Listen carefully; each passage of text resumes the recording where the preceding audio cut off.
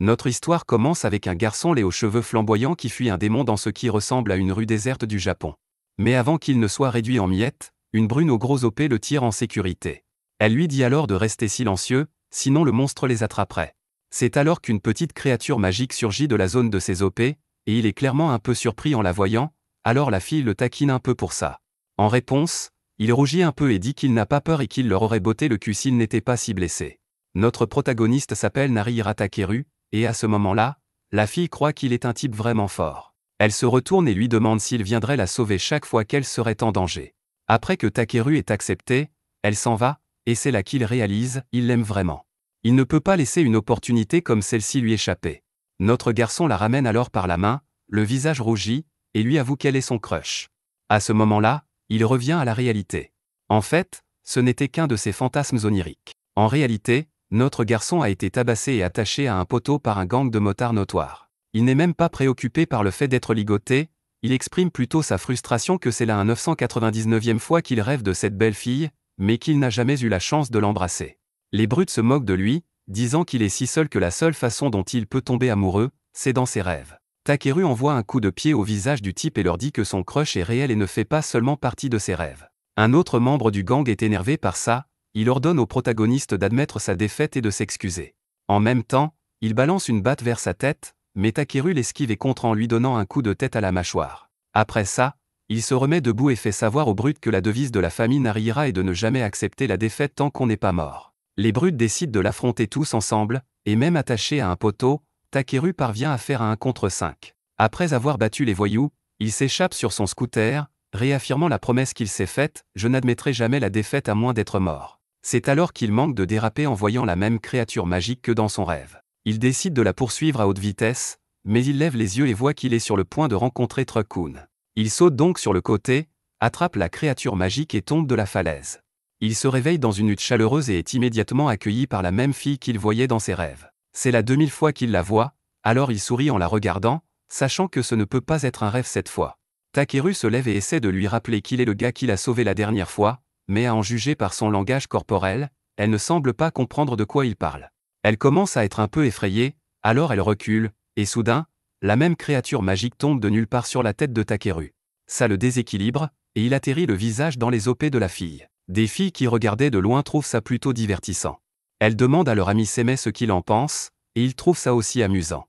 Il utilise un manipulateur de système à son poignet pour activer un filet qui capture Takeru. Ensuite, il sort en disant « C'était un spectacle vraiment divertissant, mais il est temps de se débarrasser de cet idiot ». Takeru s'énerve après s'être fait traiter d'idiot par Seme, mais son mystérieux crush lui dit juste de la fermer et le gifle. Il est jeté hors du palais royal et se retrouve maintenant en ville avec les autres civils. Il demande où se trouve un combini, et après en avoir trouvé un, il se fait immédiatement virer pour être trop fauché. Alors qu'il est allongé dans une ruelle, il demande à un homme aléatoire où il se trouve. L'homme répond avec le nom d'un endroit qu'il n'a jamais entendu auparavant. Il lui demande d'expliquer en termes de Tokyo, mais le gars n'a aucune idée d'où ou de quoi Tokyo est. Il dit à Takeru qu'il est dans un endroit appelé Danji-Yinkyo. Après cette rencontre, Takeru entre en ville et commence à se demander s'il a voyagé dans le temps. Mais il en doute car cet endroit ne ressemble certainement pas à l'ancien Tokyo pour lui. C'est alors qu'un signal d'urgence retentit, plusieurs sauts magiques apparaissent dans le ciel. Les civils entendent alors une voix annoncer qu'une éruption de brouillard noir aura lieu dans les 60 prochaines secondes. Elle couvrira 200 mètres aux alentours, donc il est conseillé à quiconque se trouve dans cette zone de se diriger rapidement vers une porte d'évacuation. Comme annoncé, le brouillard noir commence à remplir toute la zone. Takeru et d'autres civils n'ont pas pu sortir à temps, alors ils sont maintenant coincés à l'intérieur, retenus par une barrière. Il regarde en arrière et aperçoit une petite fille sur le point d'être avalée par le brouillard, alors il court vers elle et utilise son corps pour la protéger tandis qu'ils sont tous deux engloutis par le brouillard. L'endroit suivant où Takeru se retrouve est une rue néon effrayante. Ce qui est encore plus effrayant, c'est que la fille qu'il essayait de sauver a été pétrifiée. Il regarde autour de lui et voit que ce n'est pas seulement elle, tout le monde autour est devenu pierre. Une sorte de monstre robot apparaît de nulle part et commence à fracasser les gens pétrifiés. Takeru est vraiment énervé par ça, alors il l'interpelle et lui dit d'arrêter. Le monstre se tourne vers lui et tire un rayon protonique droit sur lui. Takeru voit l'attaque venir facilement, mais il ne fait aucun mouvement pour l'éviter. Il a décidé de ne pas fuir, il veut tester une nouvelle théorie. Après avoir reçu l'attaque, le fait qu'il soit toujours en vie prouve qu'il avait raison, il a en quelque sorte obtenu un corps qui ne peut tout simplement pas mourir. Avant qu'il ne s'en rende compte, le monstre bondit à nouveau sur lui, il n'y a littéralement aucun moyen pour Takeru de bloquer ou d'esquiver. Tout ce qu'il peut faire, c'est regarder et voir ce qui se passe ensuite, mais avant la collision, un autre robot sort de nulle part et pousse l'autre hors du chemin. Les gens à l'intérieur du robot voient Takeru et se demandent comment il peut être dans le brouillard sans être pétrifié. Ils utilisent leur micro et lui disent de rester où il est, ils feront de leur mieux pour combattre le monstre. Takeru entend ça et leur dit de ne pas s'inquiéter. Il va botter le cul de ce truc, il doit gagner celui-ci, sinon il se sentira comme un loser. Le monstre rugit, impliquant qu'il est toujours prêt au combat. Les gens dans le costume du robot disent à Takeru de se mettre derrière eux, et il prévoit d'abattre le monstre d'un seul coup. Le monstre lance une de ses attaques projectiles sur eux, mais ils utilisent leur pouvoir des 5 tonnerres et lancent une attaque encore plus puissante qui surpasse l'attaque du robot et le vainc en un seul coup. Maintenant qu'il est vaincu, le brouillard noir commence à se dissiper.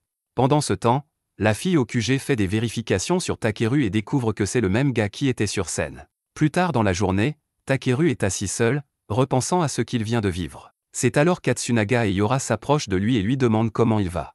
Rien qu'en entendant leur voix, Takeru les reconnaît instantanément, c'était eux qui pilotaient le robot. Takeru leur dit à tous les deux de ne pas se mêler de ses affaires car il pense qu'il aurait pu affronter le monstre robot tout seul. Yora n'est pas d'accord, et les choses commencent à s'échauffer entre eux. Atsunaga les sépare et félicite Takeru, disant que c'est vraiment impressionnant qu'il ait pu rester dans le brouillard, mais il n'aurait aucune chance de vaincre ce monstre car il n'est pas un onyoji.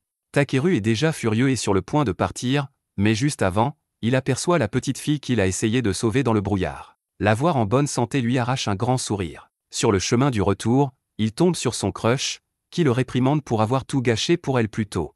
Des personnes importantes comme le conseiller en chef de l'empereur sont venues la voir, mais il est arrivé de nulle part et a tout ruiné. Takeru n'en était pas conscient, alors il s'excuse sincèrement.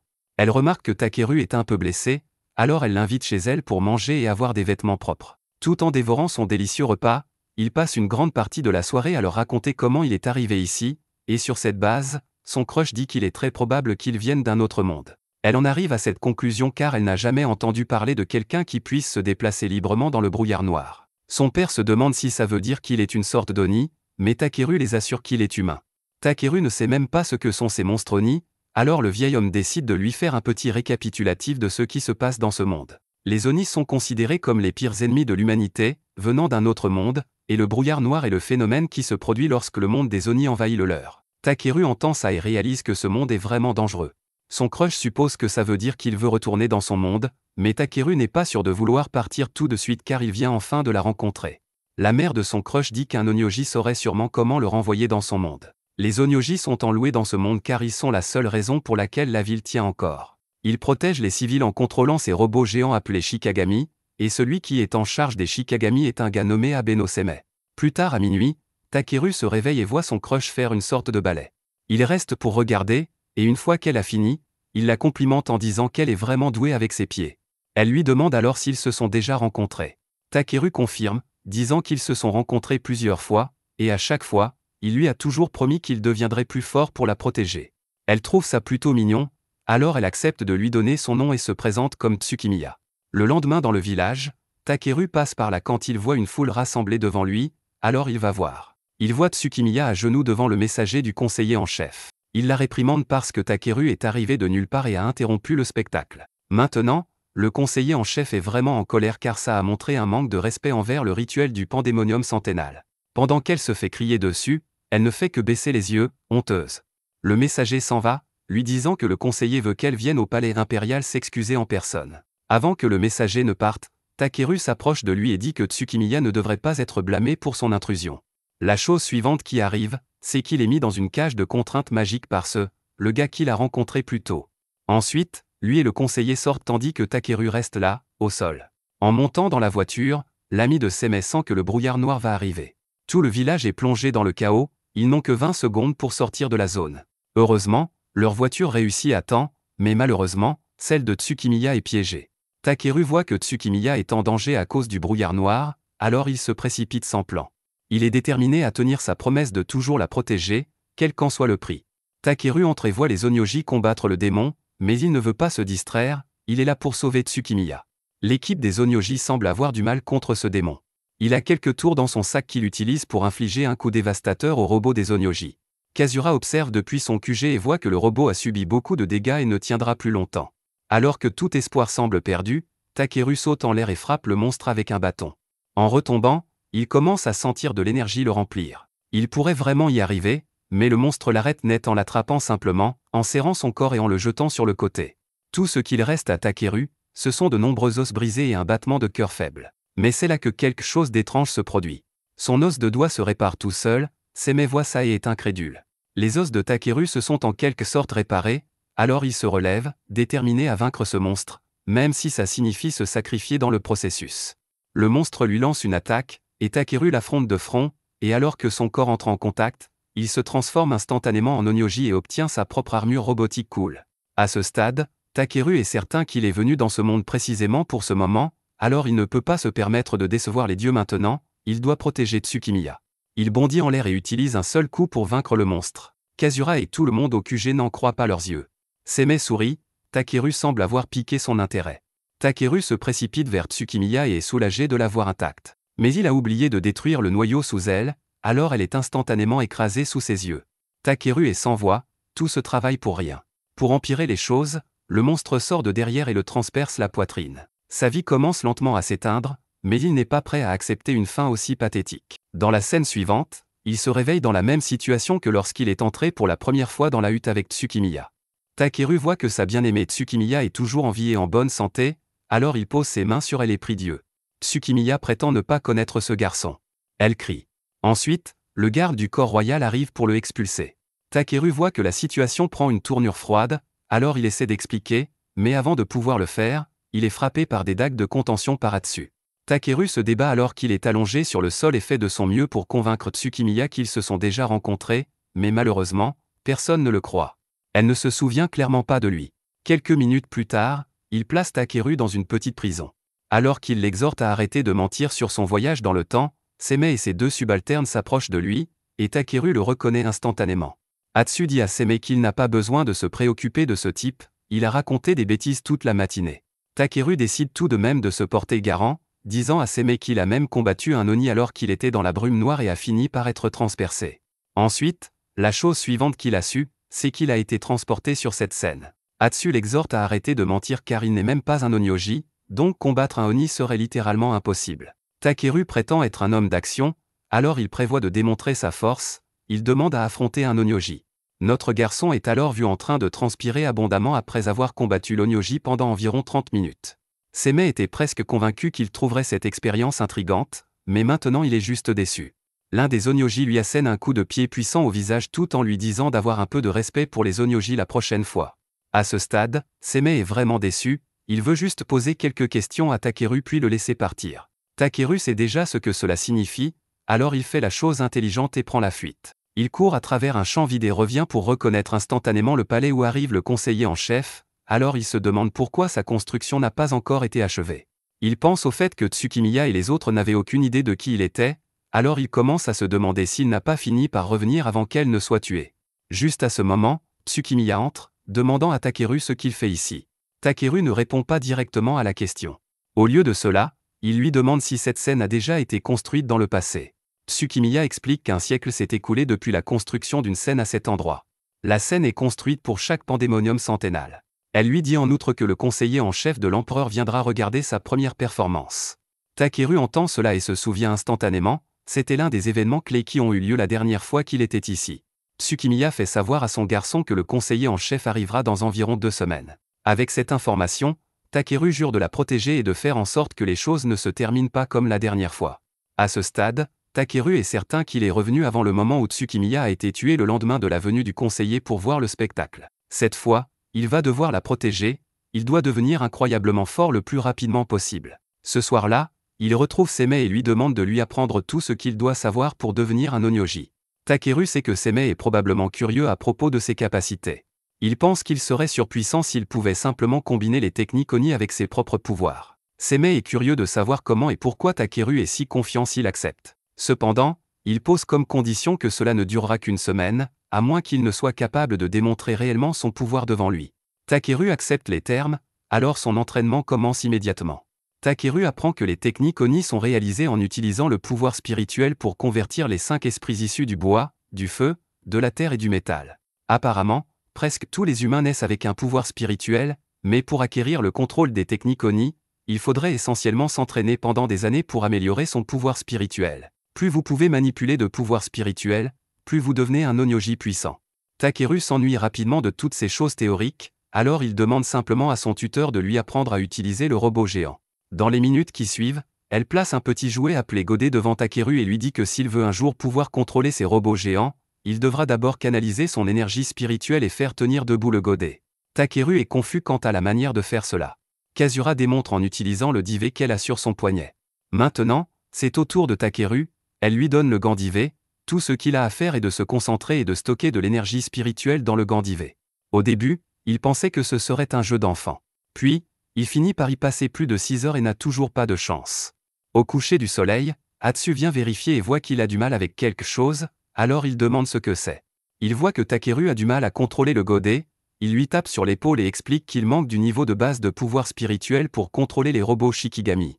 Atsu essaie d'aider notre garçon, il place son divé sur son dos, ce qui forcera simplement sa capacité à s'étendre. Cette méthode pourrait rendre Takeru plus fort, s'il est assez fort pour supporter la douleur. Takeru se sent confiant pendant une seconde mais perd immédiatement confiance lorsqu'Atsu lui donne sa première dose, il crie à plein poumon.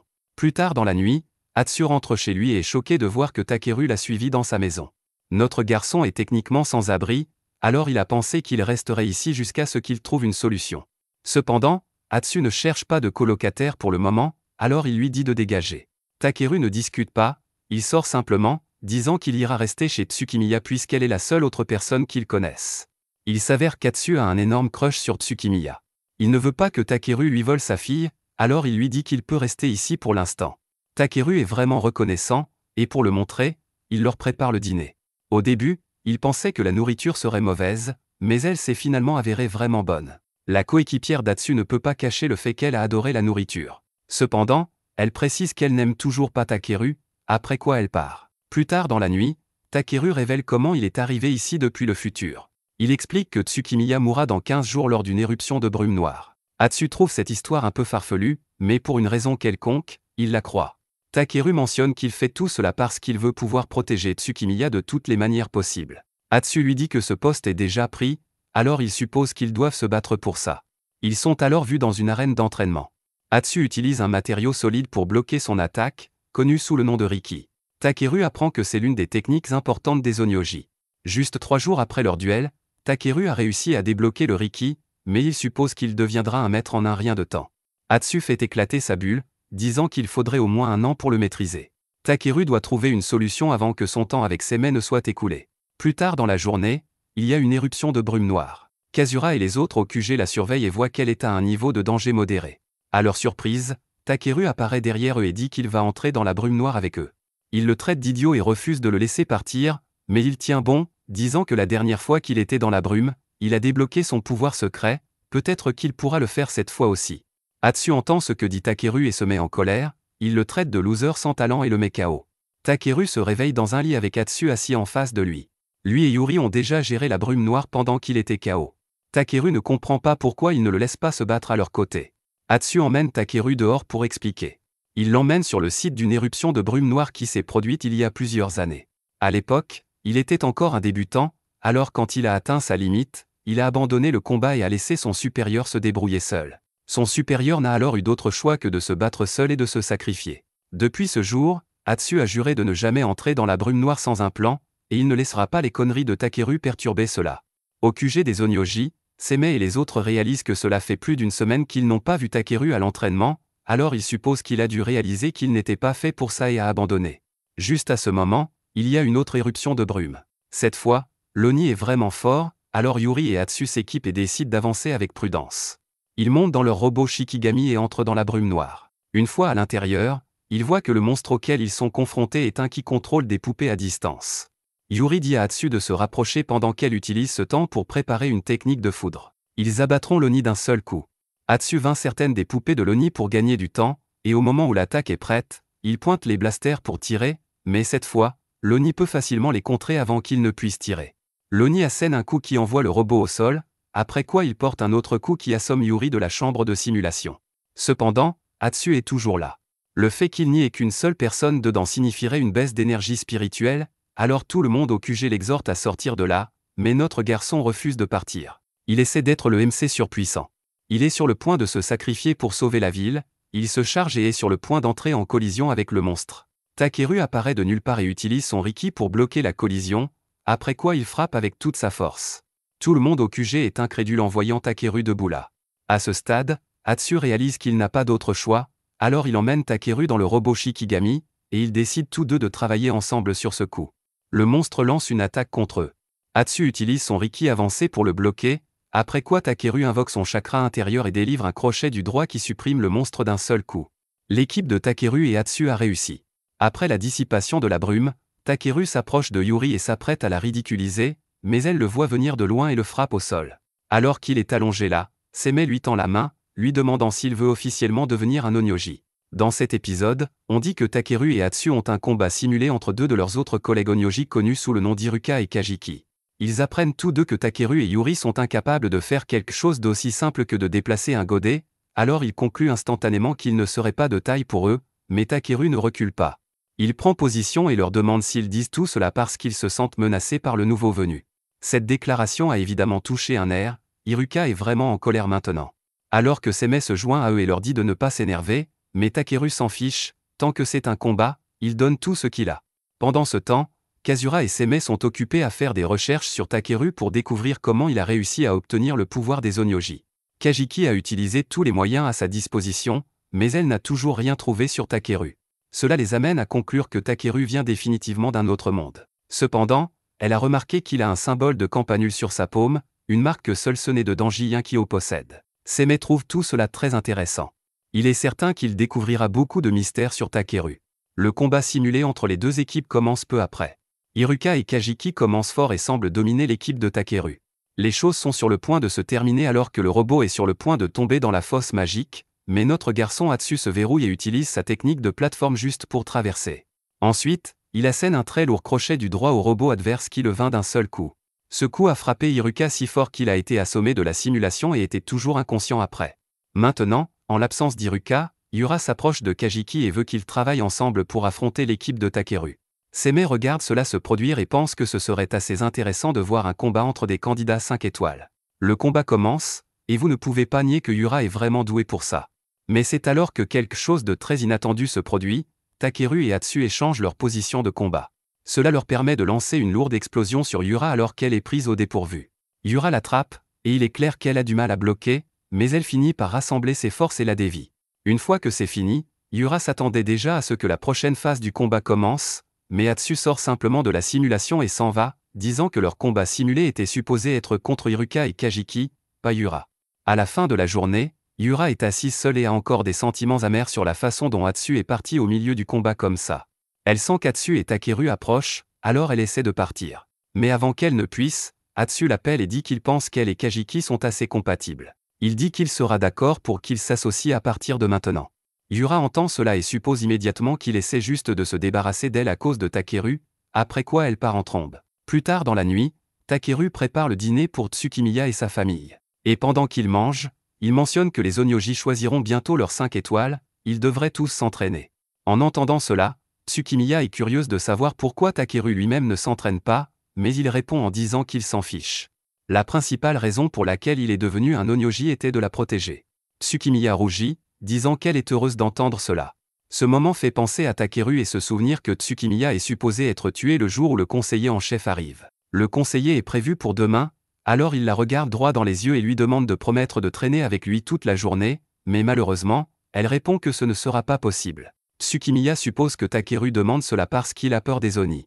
Ces monstres sortent littéralement de nulle part et saccagent la ville. Il est normal que tout le monde soit sur les nerfs. Pourtant, elle ne veut pas abandonner à cause des Oni. Demain, elle veut utiliser sa danse pour remonter le moral des gens de la ville, ne serait-ce qu'un peu. Elle croit que c'est son but dans la vie, et elle ne veut pas que cette scène perde sa valeur. Takeru comprend qu'être là devant le superviseur demain signifie beaucoup pour elle, alors même si elle y va, il promet de faire de son mieux pour la protéger. Le lendemain, dans l'arène d'entraînement, Seme informe tout le monde qu'il veut qu'Atsu frappe Takeru avec la puissance des 5 tonnerres. Tout le monde frissonne à cette suggestion. Atsu entend cela, et une goutte de sueur se forme sur son visage. Cela signifierait que Takeru recevrait un coup littéralement assez fort pour le tuer. On dit à Takeru d'utiliser son pouvoir et de se défendre autant qu'il le peut. Seme le rassure également en disant que s'il va vraiment mourir, Shinzo interviendra et le sauvera. Cela dit, Atsu utilise sur lui la puissance de ses 5 tonnerres. Takeru court également et utilise son point de puissance pour bloquer, mais son bras est lentement désintégré. Seimei et Kazura voient que les choses commencent à mal tourner, alors ils ordonnent à Shino de sortir Takeru. Elle construit son sort pour le sauver, mais notre garçon refuse de l'accepter et dit qu'il peut continuer. Et juste comme ça, il finit par annuler l'attaque de foudre et ne subit aucun dégât après cela. Quelques minutes plus tard, Yura traverse les couloirs, incapable d'oublier comment il lui a fallu tout ce qu'elle avait juste pour dévier une attaque de foudre, alors que Takeru en a annulé une sans effort dès son premier essai. Seimei est vraiment impressionné par les capacités de Takeru aussi, à tel point qu'il pense même à en faire un onyoji 5 étoiles. Yura a entendu Seimei et Kazura alors qu'ils disaient cela. Elle s'enfuit alors avec un air énervé sur son visage. Le lendemain, au festival, Takeru est prêt et préparé pour tout ce qui se passera. Après tout, c'est le jour où la brume noire remplit la ville et où la majorité de la population est tuée. Quelques minutes plus tard, il s'assoit avec Atsu et lui demande de donner une brève explication de ce que sont les Oni et ce qu'ils essaient d'accomplir. Atsu explique que les Oni traversent la brume noire pour ramener les humains et les objets dans leur monde comme nourriture. Juste à ce moment, la présentation de danse de Tsukimiya commence. Atsu fond en larmes en voyant à quel point elle est belle dans cette robe. Takeru se souvient que l'éruption de brume noire est censée commencer à tout moment maintenant. Alors, il se rend en ville et commence à avertir les civils de partir avant que l'éruption de brume ne commence, mais il ne l'écoute pas et pense qu'il est fou. Atsu le suit, l'air confus, jusqu'à ce que cette confusion se transforme en choc lorsque l'alerte d'éruption de brume retentit quelques secondes après l'avertissement de Takeru. Juste comme ça, la brume noire commence à remplir la zone. Takeru regarde en arrière et voit la petite fille des incidents de brume passer. Il ne laissera pas ça se reproduire, alors il la prend et la met en sécurité. Le lendemain, Atsu rend compte à Seimei et l'informe que Takeru avait prédit l'éruption de brume noire hier. Il lui avait déjà dit qu'il venait du passé, mais il ne l'avait pas cru. Mais avec ce qui s'est passé hier, il n'a pas d'autre choix. Pendant ce temps, Takeru s'entraîne tout en réalisant qu'il a pu changer le destin de cette petite fille. Il pourra certainement sauver Tsukimiya. Cependant, il considère aussi le fait que tout cela est arrivé parce qu'il est tombé sur la scène ce jour-là. Cette fois, puisqu'il ne tombera pas sur la scène, il se demande si cela signifie qu'elle est déjà sauvée. Juste à ce moment, il lève les yeux et voit Yura debout devant lui avec un visage en sueur. Elle demande calmement un sparring avec lui, mais sans magie ni technique onyoji. Elle veut qu'il se batte à main nue pour déterminer qui est le plus fort. C'est le genre de défi que Takeru ne peut jamais refuser, alors il accepte. Il décide que leur combat aura lieu dans une grande zone ouverte, mais il reste du temps, alors il s'occupera d'abord de Yura, puis de Tsukimiya. Pendant ce temps, en ville, le conseiller spécial vient d'arriver, et il veut que Tsukimiya vienne personnellement recevoir une récompense de sa part. Simultanément, Takeru se fait botter le cul par Yura. Pendant le combat, elle exprime sa frustration envers lui parce qu'Atsu l'a choisi plutôt qu'elle comme partenaire. Takeru remarque qu'elle commence à être négligente en défense, alors il repère un angle mort et lui assène un énorme uppercut qu'il envoie au sol, et selon les règles du match, Takeru a gagné. Yura regarde le sol avec honte, réalisant qu'elle a laissé ses émotions prendre le dessus. C'est probablement la raison pour laquelle Atsu l'a laissé tomber.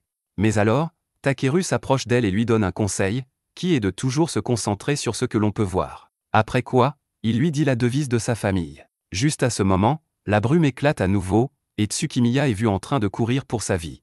Takeru court pour la sauver mais trouve cela assez étrange car elle était censée être sur scène et non ici. Malheureusement, il n'arrive pas à temps et est piégé de l'autre côté de la brume. Il se rend au QG et découvre qu'Atsu est coincé dans la brume noire avec Tsukimiya, ce qui signifie que lui et Yura vont devoir invoquer Shikigami. Ils acceptent tous deux de le faire, mais Takeru demande à contrôler le robot car il veut être celui qui la protège.